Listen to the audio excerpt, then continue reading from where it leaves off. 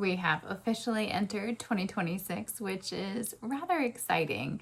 2025 was the year of the snake in Chinese astrology. And so we saw the theme of shedding a lot of old patterns, old relationships, just basically old bullshit that we needed to shed. And now we are entering the year of the fire horse. So everyone has been talking about the energy of the fire horse and how it's all about passion, and it's just this, like, you think of fire energy, and your fire signs like your Aries, Leo, and Sagittarius, and they're just like very ambitious.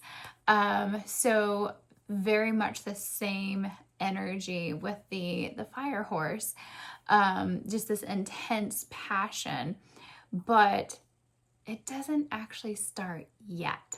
So, and the Chinese New Year doesn't start, the Chinese Lunar New Year does not start until February 17th, 2026. So we are still shedding all of those old patterns. And it's like, at the end, you notice that, like, this even greater push of like, hey, are you still putting up with this? Because we're transforming, we're transitioning into this new energy. Are you going into this new year with old shit? I don't know a whole lot about Chinese astrology. I know a little bit, but I do study the tropical astrology. So I was like, okay, what else is happening February 17th?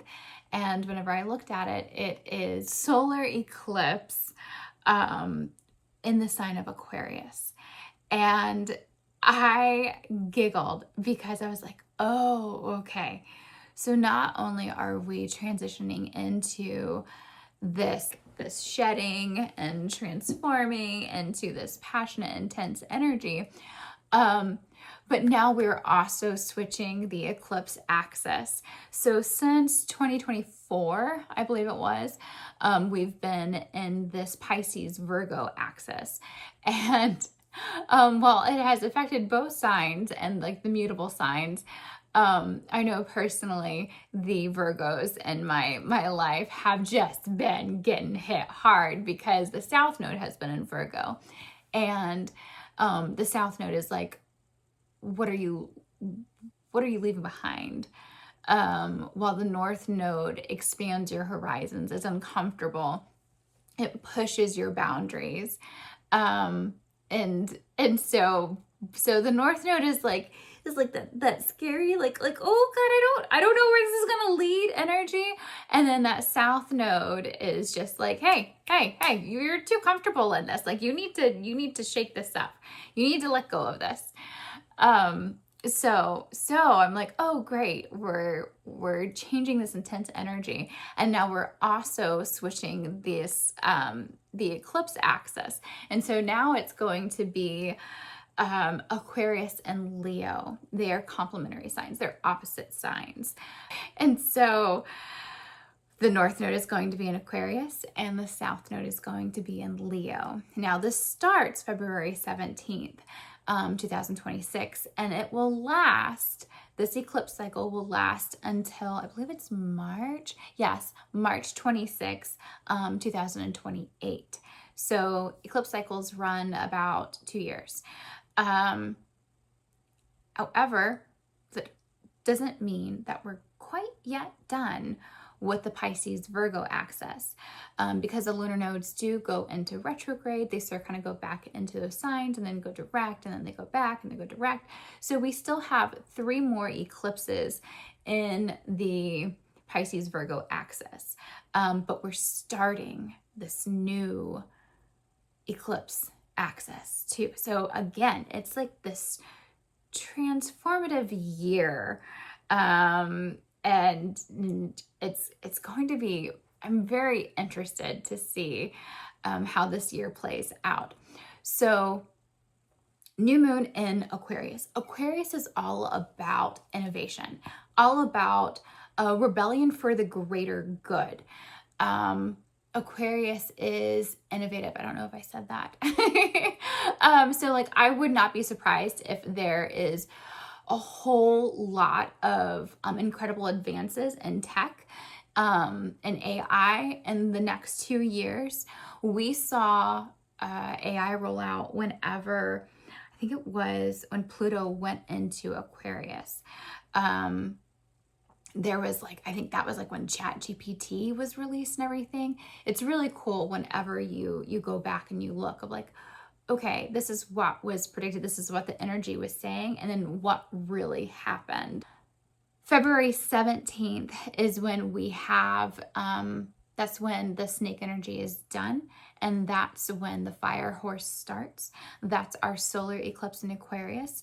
A solar eclipse means a new moon. So new moon is all about new beginnings, planting those seeds.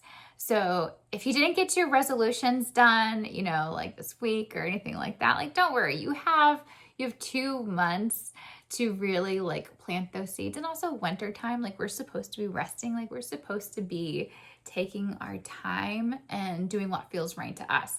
So in any practice, I'm a firm believer that it's all intention based. So there is no hard, fast, right or wrong. It's just how you feel and what your intentions are. However, I will say it is a lot easier to work with the energies when the energies are working, rather than trying to swim against, swim against the current. So like, you can 100% swim against the current. It's just going to be a little bit harder, right? But if you're flowing with the current, you'll get there a lot faster. That's my belief at least. So January 18th, we have a new moon in Capricorn. Capricorn is fantastic with like building structures, like having the intellectual insight of, okay, this needs to be done.